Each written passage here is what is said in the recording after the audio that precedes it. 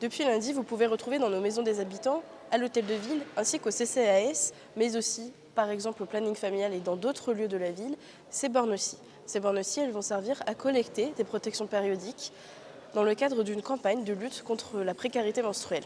La précarité menstruelle, c'est le fait que des personnes doivent choisir entre se nourrir ou acheter des protections périodiques. Par exemple, une étudiante sur deux doit faire ce choix. Le planning familial, accompagné du thé à coudre ainsi que de Bon Sang, organise des ateliers de sensibilisation au sujet de la précarité menstruelle, mais aussi des règles.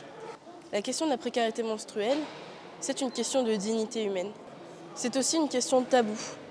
Cette campagne, elle est là pour interroger, pour interpeller sur le tabou des règles. Je vous invite à découvrir à partir du 10 octobre à l'Hôtel de Ville une exposition sur le sujet des règles. Cette campagne a aussi pour but d'interpeller les politiques et notamment le gouvernement sur la question de la gratuité. À l'été 2021, le gouvernement a annoncé la gratuité des protections périodiques dans les établissements universitaires. Malheureusement, aujourd'hui, cette mesure n'est pas effective.